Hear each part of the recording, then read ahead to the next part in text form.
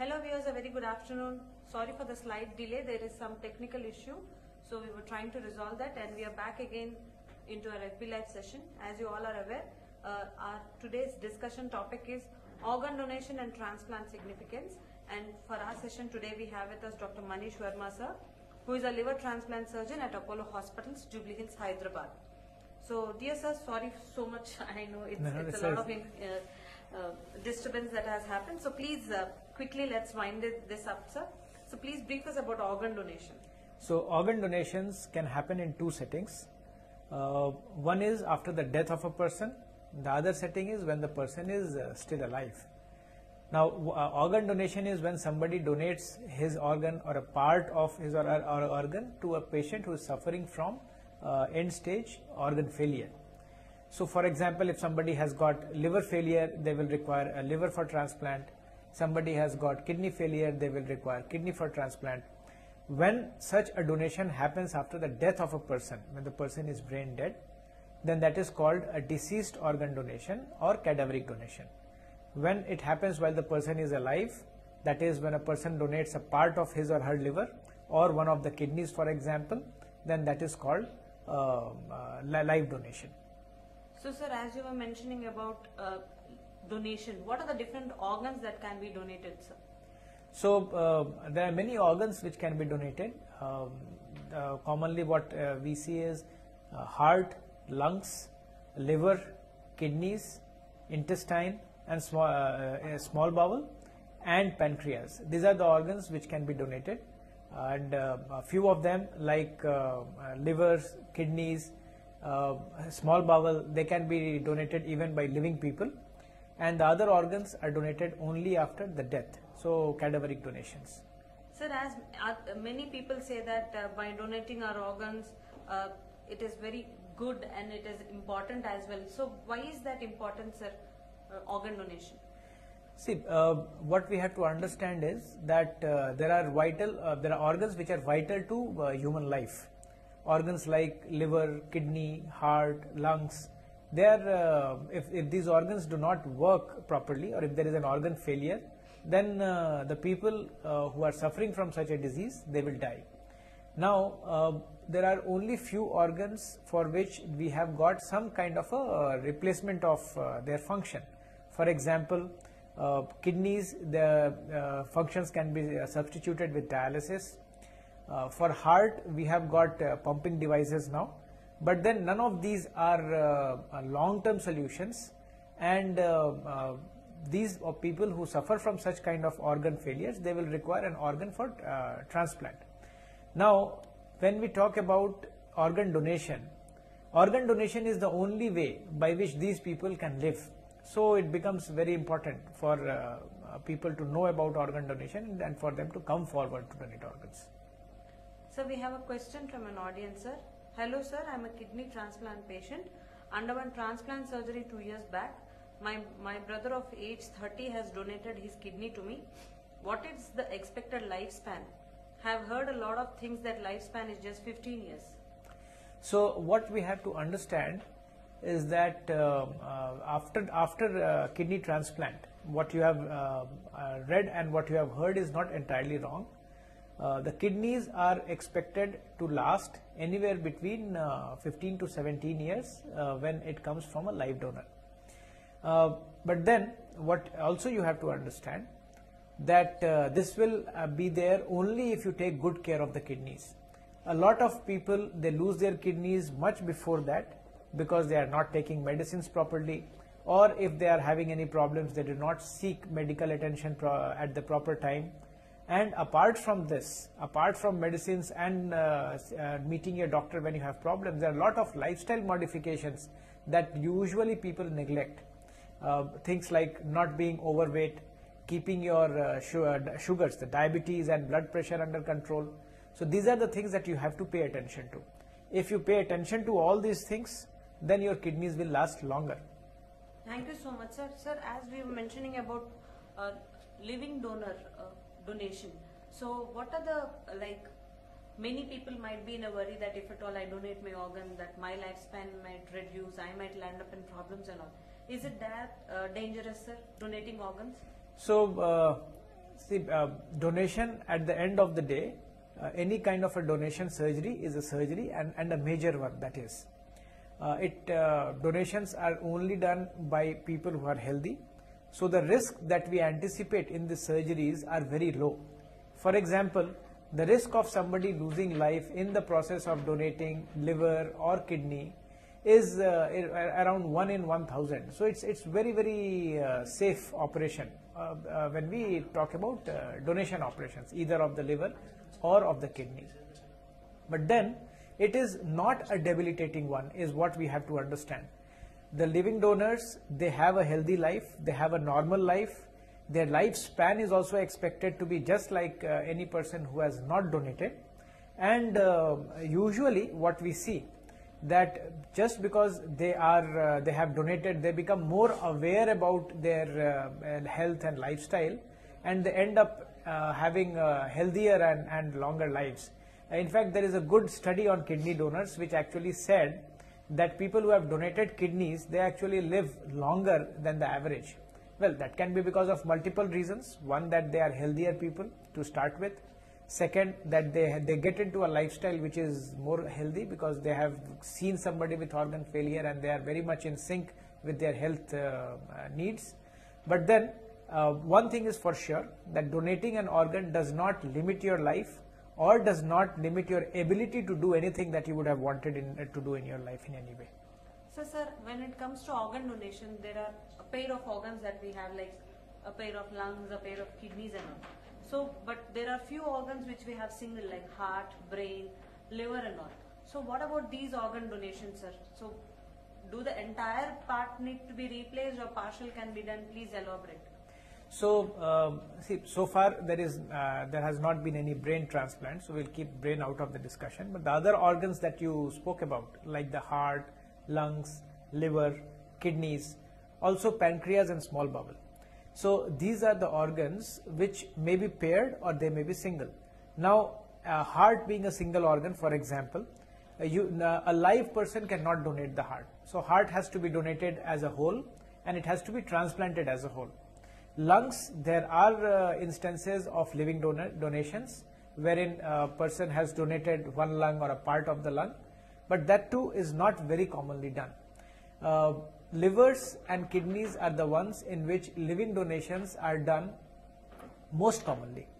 Kidney being a paired organ, one organ is donated and transplanted in the patient with the kidney failure, and in case of liver, a part of the liver is taken out. It's a single organ, but then a part of the liver is taken out and used for transplant.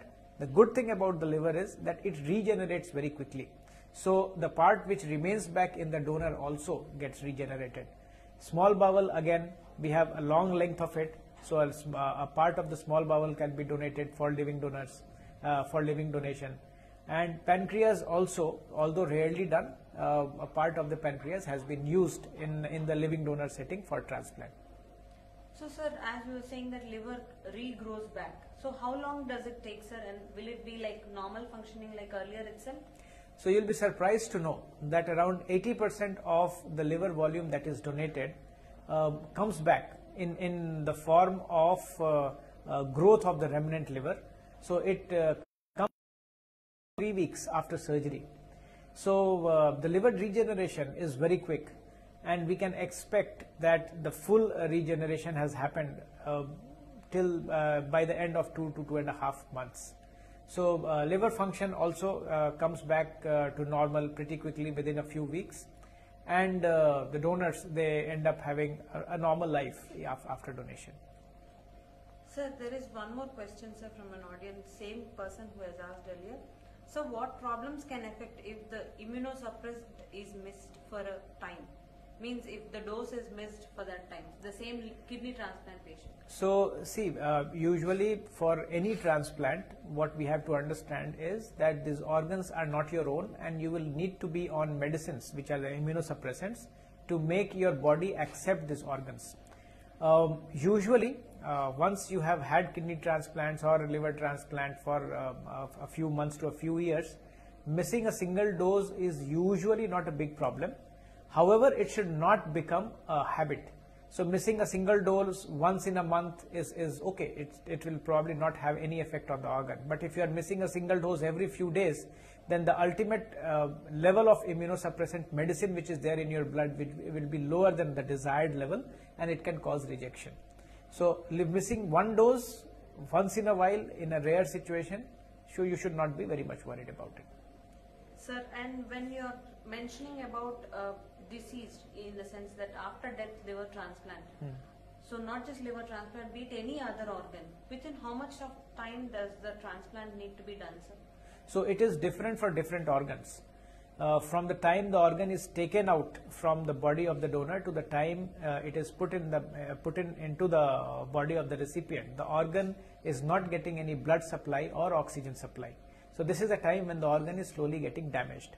We preserve these organs in special preservative fluids, but we cannot completely eliminate the damage, and the longer the organs are out of the body, the more damage they suffer. The usual rule is that heart can be kept in this situation of preservation for around 3 to 4 hours. Same for the lungs. For livers and pancreas, it is anywhere between 8 to 10 hours.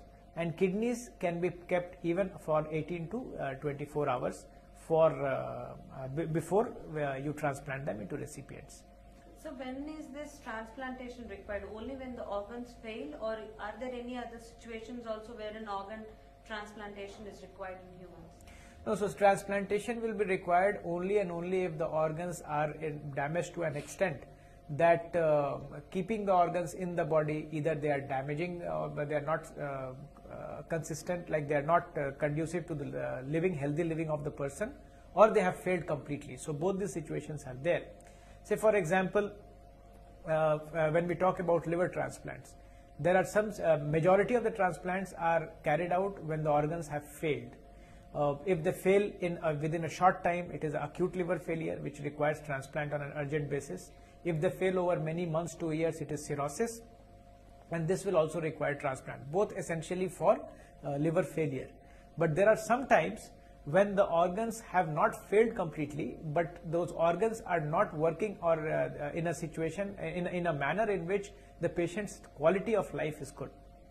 These are the situations, for example, patients with a disease called PSC, or primary sclerosing cholangitis, wherein the liver has not failed entirely in its function, but they have developed multiple blockages in the bile duct, and this causes repeated episodes of infections, sometimes life-threatening ones.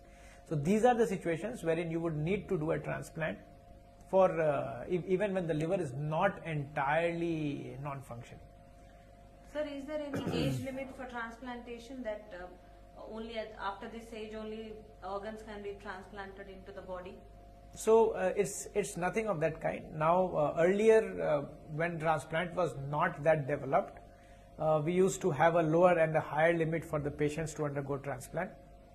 But now transplants can be will be performed in children as less as few weeks of age, and the oldest people who are otherwise fit, they can be transplanted without a significant kind of higher age limit. The oldest ones that we have transplanted in this program is 72, 73-year-old people. So there is no higher or lower age limit for transplant, but the only thing is that the patient has to be fit to undergo a transplant. When we talk about children, those children should not be having any other birth defects or any other diseases which will be limiting their lifespan ultimately. And in terms of adults, the other organs like the heart, kidneys, they should be good enough for them to withstand this transplant operation. One more thing, what you had asked, the previous question, I would want to add on to that. There are metabolic diseases wherein the liver function is absolutely normal, but there are some enzymes which are lacking, and because of this the people have problems. These are mostly seen in children. Say some children will not be able to metabolize proteins properly, and any time that they eat proteins, the ammonia levels will rise and they will have something which is called hepatic encephalopathy. The liver functions as far as bilirubin, SGOT, SGPT are concerned, they are all absolutely normal. But these children will also need transplant. So it's not always required to do a transplant when the organ has failed. Sometimes transplants may be required for situations wherein you have to supplement an enzyme which is made only in the liver. Thank you so much, sir. And sir, please tell our audience about the Apollo transplant unit that we have and the services that we provide. Right. So at Apollo Hyderabad, we have got state-of-the-art liver transplant unit here, and anything under the sun which is done as far as liver transplant is concerned, we are equipped and we are doing those procedures here. When we talk about live donor transplants and the cadaveric transplants, they are very commonly done here as well as many other centers. But then there are some specific things that we have, I would like to highlight. Things like transplanting and children, liver transplants in children who are less than 5 kilos of age, or ABO incompatible transplant, wherein even if the donor and the recipient blood groups do not match, we will be able to give some extra medicines and do some extra procedures, and then we might be able to do a liver transplant even when the blood groups are not matching. So these are the things that we have already done. Also, we have a very, very competent multidisciplinary team, and we have a very cooperating kind of a multidisciplinary approach to the patient care. And this has enabled us to do very rare things as far as liver transplant is concerned. We have done combined operations of heart and liver transplant together. We have done open heart surgery and a living donor transplant for a child with Alagille syndrome, which was the first successful one reported all through the medical literature. This was done around 5 years ago. And very recently we have done a few cases wherein we have done a coronary artery bypass graft and liver transplant together. So essentially this is a super specialty center. This is a very, very competent and well equipped liver transplant center, and we have been doing difficult and challenging cases, and majority of the patients, they do well at our place. Thank you so much, sir. And any final words to audience about organ donation and transplant, sir? So I think that there are two things I would want to put forward as a message. One is that the liver is an organ which does not have any machines to substitute its functions. So it's very important that we take care of our liver. Taking care of liver is not very difficult. It only requires a little bit of awareness and a little bit of discipline. We have to get immunized against hepatitis B. We should include the test for hepatitis B and hepatitis C in our annual checks. And we should also be very aware about what is a healthy lifestyle in terms of food, in terms of exercise, in terms of not being overweight. If we have any diseases like diabetes, hypertension, thyroid problems, then we should have it checked and under control. So these are important things for prevention of liver disease. The other thing is about organ donation. Many people are getting transplanted today as they were, say 20 years ago. But still, many more people are dying because of organ failure, because we do not have enough organs to transplant them. So one thing is that we should come forward if there is somebody whom we know of who has died and who has been declared as brain death. Then I think it's a job of each one of us. It's our responsibility, a social responsibility, to motivate those families for donating organs so that so many people can live. And the other thing is that if there are any concerns about the safety of living donations, I would want to say that living donations are fairly safe, very safe, and if you have any further questions, you can reach out to us and we are there to answer your questions and clear your doubts. Thank you so much, sir. And dear audience, as you all are aware, during this COVID pandemic time at Apollo hospitals, all strict measures are being followed so that if at all you come to the hospital, you are in a safe zone. There are multiple checks that are happening, like your temperature checks and your if at all you're having any cold or cough, you will be taken to a separate zone and being treated there and all. So all the safety precautions are being followed at all the Apollo hospitals across the country. So you need not worry in order to come and see to your doctor. If at all you're not in a position to come and meet your doctors, you can also consult them online. You can either consult them through www.askapollo.com or www.apollo247.com. You can book on either of the platforms. Thank you so much, sir, and thank you, dear audience, for coming. Thank you. Stay Thank you. tuned for more FB Lives.